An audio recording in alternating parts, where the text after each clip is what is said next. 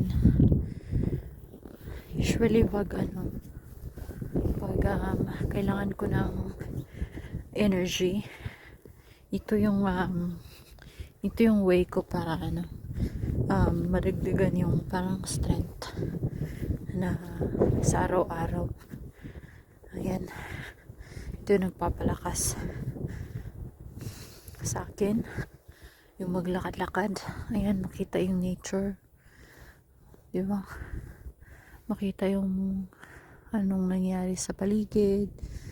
Ayan, yun yung sense na nakapagbigay ng lakas sa araw-araw, kasi nga dito makikita na lahat ng bagay ay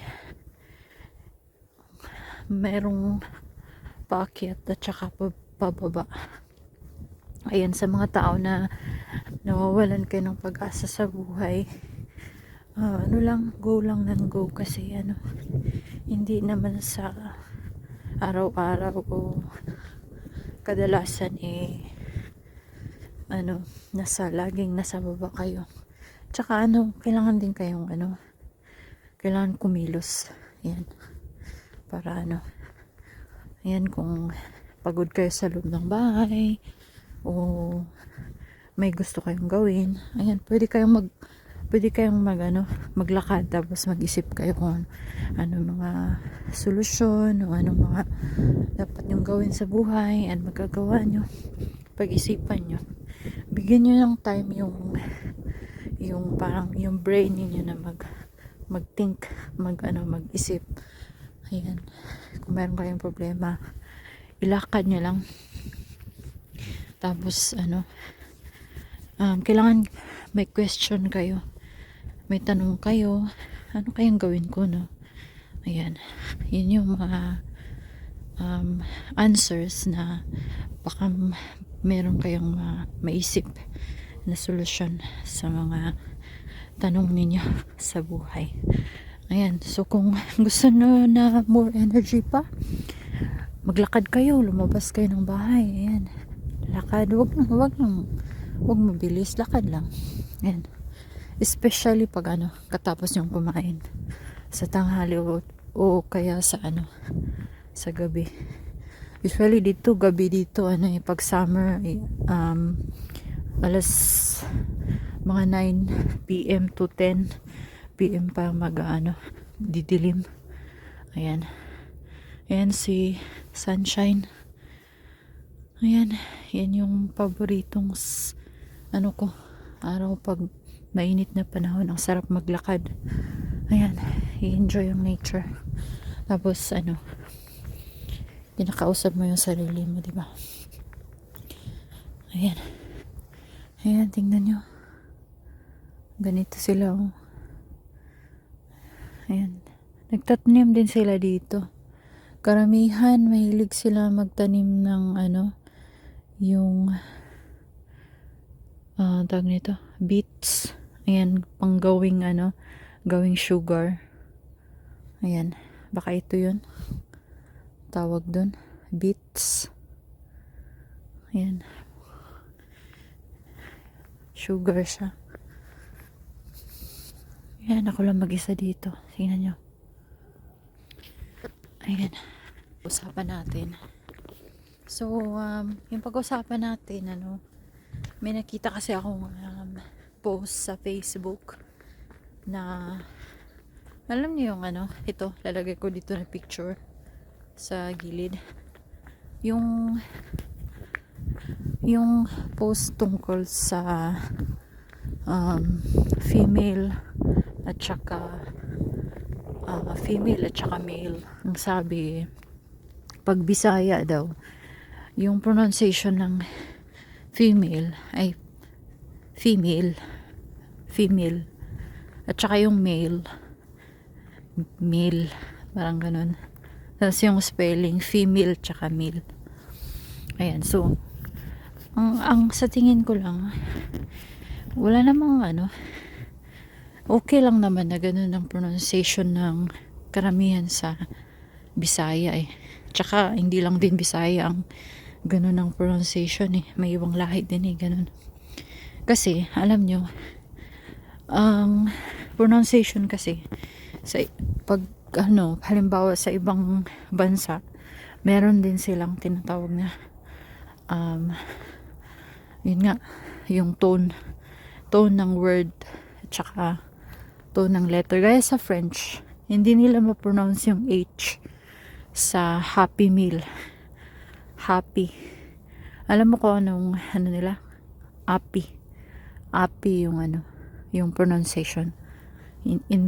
Instead of happy, di ba? Ayan.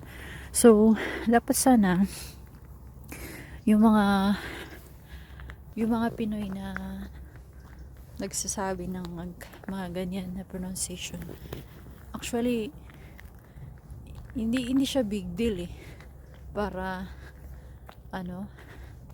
hindi siya big deal para gawing katawa-tawa kasi ano nga siya, pero hindi siya kumbaga may ganun kasi na accent talaga. Ibig sabihin authentic, original, di ba? Original yung tao kasi nga ganun yung pronunciation. Ayan, yun nilakad natin papunta dun, ikot tayo, di ba? So dapat sana i-accept nyo yung authenticity, tsaka maging proud kayo na alam niyo na sa accent nyo.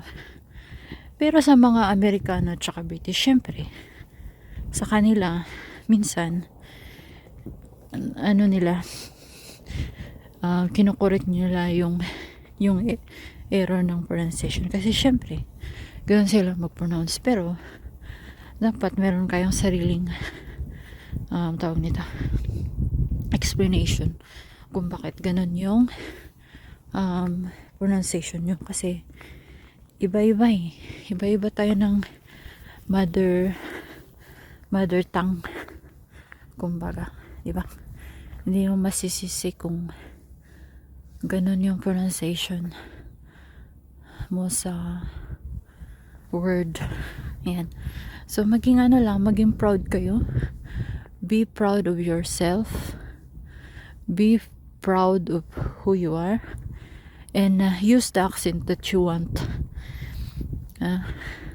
Gamitin nyo lang kung anong komportable kayo, hindi yung i-please nyo yung ibang tao, kasi just trust yourself, kasi ikaw lang din naman ang diba?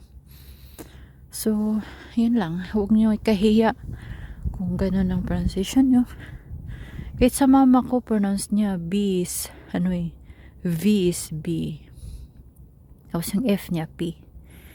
Ayan, kasi nga lumaki siyang ganun, kumbaga siguro dahil ganun, hindi siya nag-practice sa mga letter na pronunciation, ganun.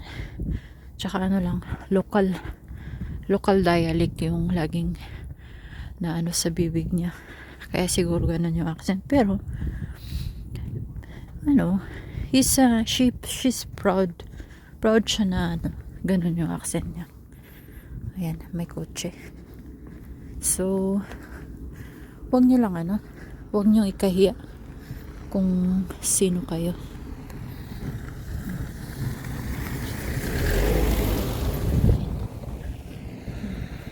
Huwag nyo lang ikahiya kung sino kayo, kasi that's who you are. Okay? Ito pala guys, maisan pala to. Mais. Pero putol na. Wala nang pinutol na. Yan, mais yan. Ito, hanggang doon sa dulo. Ayan, kita na yung kable ng kuryente. Ayan. Ayan, kuryente. May malapit kasi dito na electric company. Sila yung nagpo-provide ng electricity dito sa namin, sa region, sa zone ng area na to. Ayan, so doon yung bahay ko, doon yung bahay namin. Ayan, makita niyo yung mga bubong. Umikot lang tayo pa ganyan. Ayan, ikot, naglalakad, di ba? Sarap. Mga to, parang 1 kilometro na din yung paikot na ganyan na lakad, diba? Parang 1 kilometro kasi pupunta pa ako dun eh, ikot pa ako dun, dyan dun, ayan, 1 kilometer. So yan guys, salamat sa pakikinig nyo, at comment na lang kayo ano pang gusto nyong mga positive vibes na kwento. Ayan, maraming salamat, see you, bye bye.